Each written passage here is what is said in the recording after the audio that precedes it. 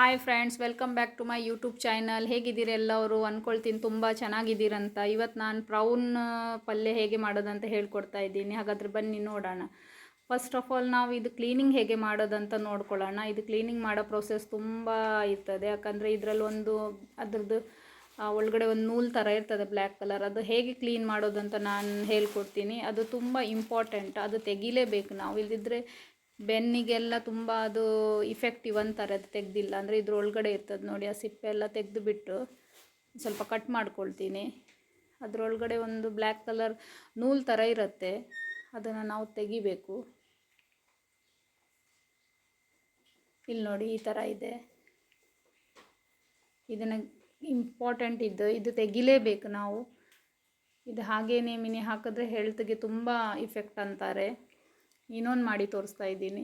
ಇಲ್ಲಿ ನೋಡಿ, ಈ ಥರ ಎಲ್ಲ ಸಿಪ್ಪೆ ತೆಕ್ಕೋಬೇಕು ನಾವು ಫಸ್ಟ್. ಹೀಗೆ ಕಟ್ ಮಾಡಿ ಅದರದ್ದು ಒಳಗಡೆ ಒಂದು ನೂಲು ಥರ ಇರುತ್ತೆ ನೋಡಿ, ಈ ಥರ ತೆಗಿಬೇಕು. ಅದನ್ನು ತುಂಬ ಈಸಿ ಇದೆ, ಆದರೆ ಸ್ವಲ್ಪ ಟೈಮ್ ಹಿಡಿಯುತ್ತೆ. ಮತ್ತು ಇದ್ರದ್ದು ಸಾಂಬಾರೆಲ್ಲ ತುಂಬ ಚೆನ್ನಾಗಾಗುತ್ತೆ ತಿನ್ನಲಿಕ್ಕೆ. ನಮ್ಮ ಕಡೆ ಎಲ್ಲ ಇದನ್ನು ಎಟ್ಟಿ ಹೇಳ್ತಾರೆ, ಮತ್ತು ಕನ್ನಡದಲ್ಲೆಲ್ಲ ಸೇಗಡಿ, ಕೆಲವು ಕಡೆ ಸೇಗಡಿ ಹೇಳ್ತಾರೆ. ಈಗ ಆಗಿದೆ ಕ್ಲೀನ್ ಇದು. ಇದ್ರದ್ದು ಸಾಂಬಾರು ಹೇಗೆ ಮಾಡೋಣ ಅಂತ ನೋಡೋಣ. ಫಸ್ಟ್ ಕಾಯಿ ತುರ್ಕೊಂಡು ಬಿಡೋಣ ನಾವು. ಇದು ತುರಾಮಣೆ, ನಮ್ಮ ಕಡೆ ತುರಾಮಣೆ ಇದು. ಇದರಲ್ಲೇ ನಾವು ಕಾಯಿ ಎಲ್ಲ ತುರಿಯೋದು. ತುರ್ಕೊಂಡು ಬಿಡೋಣ ಇದನ್ನು. ಇದೀಗ ಆಗಿದೆ. ಇನ್ನು ಸ್ವಲ್ಪ ಮಸಾಲೆಯನ್ನು ತೆಕ್ಕೋಬೇಕು. ಇದು ಮಸಾಲೆ, ಇದು ಸ್ವಲ್ಪ ಮೆಣಸು ಎಲ್ಲ 10-15, ಕೊತ್ತಂಬರಿ, ಒಂದು ಜೀರಿಗೆ, ಸಾಸಿವೆ, ಮತ್ತು ಹುಣಸೆ ಹುಳಿ, ಬಿಡಿ ಸೊಪ್ಪು, ಚಕ್ಕೆ, ಲವಂಗ, ಓಮ, ಕಾಳು ಮೆಣಸು, ಮತ್ತು ಸ್ವಲ್ಪ ಮೆತ್ತೆ, ಮತ್ತು ಕಾಯಿ ತುರಿ, ಮತ್ತು ಒಗ್ಗರಣೆಗೆಲ್ಲ 2 ಥರ ಕಟ್ ಮಾಡಿದ್ದೀನಿ ಈರುಳ್ಳಿನ. ಒಂದು ಫ್ರೈ ಮಾಡಲಿಕ್ಕೆ, ಒಂದು ಮಸಾಲೆಗೆ. ಕೊತ್ತಂಬರಿ ಸೊಪ್ಪು, ಟೊಮೆಟೊ ಸಣ್ಣ ಸಣ್ಣಗೆ ಹೆಚ್ಚಿದ್ದೀನಿ. ಹಾಗಾದರೆ ಬನ್ನಿ ಫಸ್ಟ್ ಇದನ್ನು ಪ್ರೌನನ್ನು ಬೇಯಿಸ್ಕೊಳ್ಳೋಣ. ಫಸ್ಟು ನಾನು ತೆಂಗಿನ ಎಣ್ಣೆ ಉಪಯೋಗ ಮಾಡ್ತೀನಿ, ನೀವು ಯಾವ್ದು ಎಣ್ಣೆ ಬೇಕಾದರೆ ಉಪಯೋಗ ಮಾಡ್ಬೋದು. ಫಸ್ಟಿಗೆ ಒಂದು 2 ಸ್ಪೂನ್ ಎಣ್ಣೆ ಹಾಕಿದ್ದೀನಿ. ಸಾಸಿವೆ,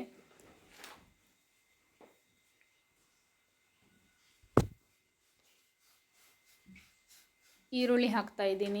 2 ಥರ ಇದೆ, ನಾವು ಸಣ್ಣದಾಗಿ ಹೆಚ್ಚಿದ್ದು ನಾವು ಫಸ್ಟ್ ಯೂಸ್ ಮಾಡ್ಕೊಳ್ಳೋಣ. ಇದು ಇವಾಗ ಒಗ್ಗರಣೆ ಕೊಡ್ತಾ ಇದ್ದೀನಿ ನಾವು ಪ್ರೌನ್ಗೆ. ಚೆನ್ನಾಗಿದ್ದು ಸ್ವಲ್ಪ ಪಿಂಕ್ ಕಲರ್ ಆಗೋ ತನಕ ಹುರ್ಕೊಳ್ಳೋಣ. ಇದೀಗ ಆಗಿದೆ.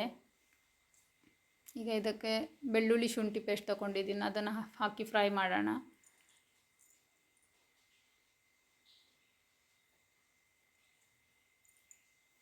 ಸ್ವಲ್ಪ ಅರಿಶಿನ ಹುಡಿ ಹಾಕ್ತಾ ಇದ್ದೀನಿ. ಸ್ವಲ್ಪ ಫ್ರೈ ಮಾಡ್ಕೊಳ್ಳೋಣ. ಆಮೇಲೆ ಟೊಮೆಟೊ ಸಣ್ಣದಾಗಿ ಹೆಚ್ಚಿಟ್ಕೊಂಡಿದ್ದೀನಿ, ಅದನ್ನು ಹಾಕಿ ಚೆನ್ನಾಗಿ ಫ್ರೈ ಮಾಡ್ಕೊಳ್ಳೋಣ. ಮ್ಯಾಶ್ ಆಗೋ ತನಕ ಫ್ರೈ ಮಾಡ್ಕೊಳ್ಳೋಣ. ಸ್ವಲ್ಪ ಉಪ್ಪು ಹಾಕೋಣ. ಉಪ್ಪು ಹಾಕಿದ್ರೆ ಟೊಮೆಟೊ ಸ್ವಲ್ಪ ಬೇಗ ಬೇಯುತ್ತೆ. ಈಗ ಚೆನ್ನಾಗಿ ಫ್ರೈ ಮಾಡ್ಕೊಳ್ಳೋಣ. ಈಗ ಇದು ನಾವು ತೊಳೆದಿಟ್ಟಿದ್ದ ಪ್ರೌನು ಎಟ್ಟಿಯನ್ನು ಇದಕ್ಕೆ ಹಾಕೋಣ.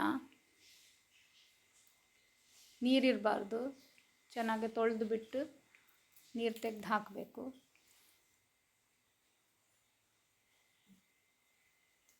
ಇದನ್ನು ಚೆನ್ನಾಗಿ ಫ್ರೈ ಮಾಡ್ಕೊಳ್ಳೋಣ. ಏನಾದರೆ ನಿಮಗೆ ಈ ವಿಡಿಯೋ ಏನಾದರೆ ಇಷ್ಟ ಆದರೆ ಲೈಕ್ ಮಾಡಿ, ಶೇರ್ ಮಾಡಿ, ಸಬ್ಸ್ಕ್ರೈಬ್ ಮಾಡಿ. ಸ್ವಲ್ಪ ಉಪ್ಪು ಹಾಕೊಳ್ಳೋಣ ರುಚಿಗೆ ತಕ್ಕ. ಮತ್ತು ನೋಡಿ ಹಾಕ್ಬೋದು ನೀವು ಉಪ್ಪು ಪುನಃ.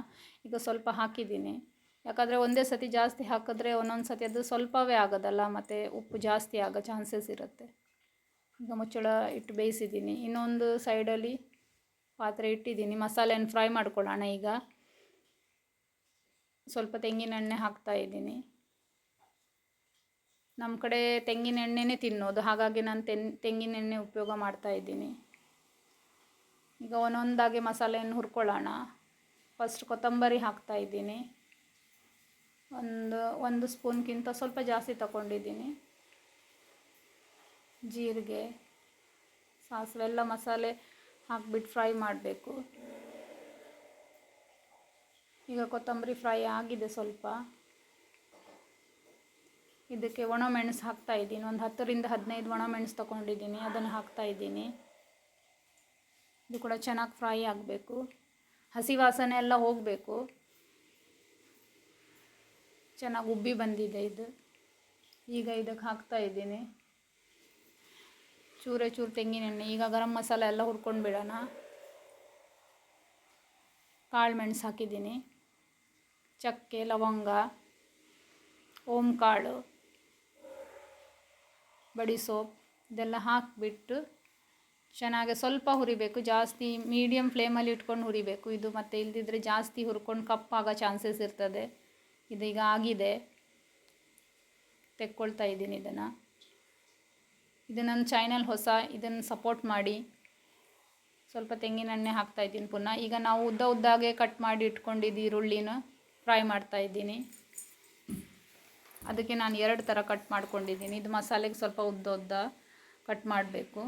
ಇದೀಗ ಆಗಿದೆ, ಇಷ್ಟಾದರೆ ಸಾಕು. ಇದನ್ನು ಟ್ರಾನ್ಸ್ಫರ್ ಮಾಡ್ಕೊಳ್ತಾ ಇದ್ದೀನಿ ಪ್ಲೇಟಿಗೆ.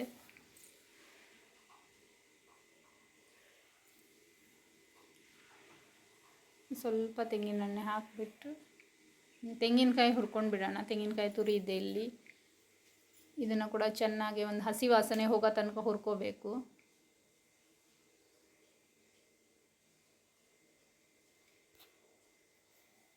ಚೆನ್ನಾಗಿ ಫ್ರೈ ಮಾಡ್ಕೊಳ್ಳೋಣ. ಮೀಡಿಯಮ್ ಇದರಲ್ಲಿ ಇಟ್ಕೋಬೇಕು ಫ್ಲೇಮಲ್ಲಿ. ಇದೀಗ ಆಗಿದೆ, ಇಲ್ಲಿ ಬೆಂದಿದೆ ನೋಡಿ. ಹತ್ತಿರದಿಂದ ತೋರಿಸ್ತೀನಿ, ಈ ಥರ ಆಗುತ್ತೆ. ಆವಾಗ ಅಷ್ಟಿತ್ತು ಕ್ಲೀನ್ ಮಾಡುವಾಗ ಇಷ್ಟ ಆಯ್ತು. ಬೆಂದಾದಮೇಲೆ ಒಂಚೂರೇ ಆಗಿದೆ ಅದು.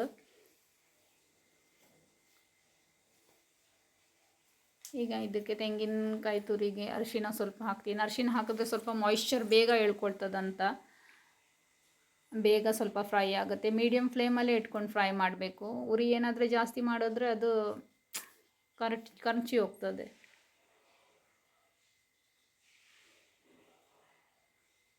ಇದಾಗಿದೆ ಮಸಾಲೆ. ಈಗ ನಾವು ಇದನ್ನು ಮಿಕ್ಸಿಗೆ ಹಾಕೋಣ. ಸ್ವಲ್ಪ ಹುಣಸೆ ಹುಳಿ ಇತ್ತು, ಮತ್ತು ಬೆಳ್ಳುಳ್ಳಿ ಇದನ್ನು ಹಾಕಿಬಿಟ್ಟು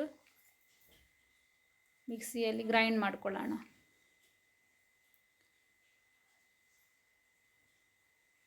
ಮಿಕ್ಸಿ ಜಾರ್ಗೆ ಹಾಕಿದ್ದೀನಿ. ಇದನ್ನು ಸಣ್ಣದಾಗಿ ಸ್ವಲ್ಪ ನೀರು ಹಾಕಬೇಕು, ಜಾಸ್ತಿ ನೀರು ಹಾಕಬಾರ್ದು. ಗ್ರೈಂಡ್ ಆಗಿದೆ ಇದು. ಜಾಸ್ತಿ ನೀರು ಹಾಕಿದ್ರೆ ತೆಳುವಾದರೆ ಚೆನ್ನಾಗಿರಲ್ಲ. ಗ್ರೇವಿ ನಮಗೆ ತಿಕ್ಕಬೇಕು, ಹಾಗಾಗಿ ಸ್ವಲ್ಪ ನೀರು ಹಾಕಿ ಗ್ರೈಂಡ್ ಮಾಡಬೇಕು. ಇದೀಗ ಆಗಿದೆ ಅಲ್ಲ, ಇದಕ್ಕೆ ಟ್ರಾನ್ಸ್ಫರ್ ಮಾಡೋಣ. ನೋಡಿ, ಇಷ್ಟು ತಿಕ್ಕಿರಬೇಕು ಗ್ರೇವಿ, ಆವಾಗಲೇ ಅದು ಚೆನ್ನಾಗಿ ಟೇಸ್ಟ್ ಬರ್ತದೆ. ತೆಳು ಮಾಡಿಬಿಟ್ರೆ ಎಟ್ಟಿ ಒಂದು ಕಡೆ ಮತ್ತು ಅದರದ್ದು ಸಾರು ಒಂದು ಕಡೆ ಇರುತ್ತೆ. ಹಾಗಾಗಿ ಸ್ವಲ್ಪ ತಿಕ್ಕಿದ್ದು ಕುದಿ ಬರಬೇಕು. ಕುದಿ ಬಂದಮೇಲೆ ಸ್ವಲ್ಪ ತಿಕ್ಕಾಗತ್ತೆ. ಕುದಿ ಬಂದಿದೆ ಇದು. 1-2 ಬಾಯ್ಲ್ ಬಂದರೆ ಸಾಕು. ಆಲ್ರೆಡಿ ಎಟ್ಟಿ ಅದು ಕುಕ್ ಆಗಿದೆ, ಬೆಂದಿದೆ. ಹಾಗಾಗಿ ನಮಗೆ ಮಸಾಲೆ ಸ್ವಲ್ಪ ಬೇಯಬೇಕಷ್ಟೇ. ಈಗ ಕೊತ್ತಂಬರಿ ಕಟ್ ಮಾಡಿ ಇಟ್ಕೊಂಡಿದ್ದೀನಿ, ಅದನ್ನು ಹಾಕೋಣ.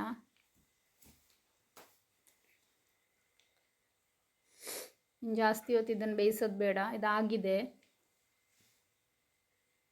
ನೋಡಿ. ಇದು ಇವಾಗ ರುಚಿಯಾದ ಎಟ್ಟಿ ಸಾರು ರೆಡಿ ಆಗಿದೆ. ಹಾಗಾದರೆ ಬಾಯ್ ಫ್ರೆಂಡ್ಸ್.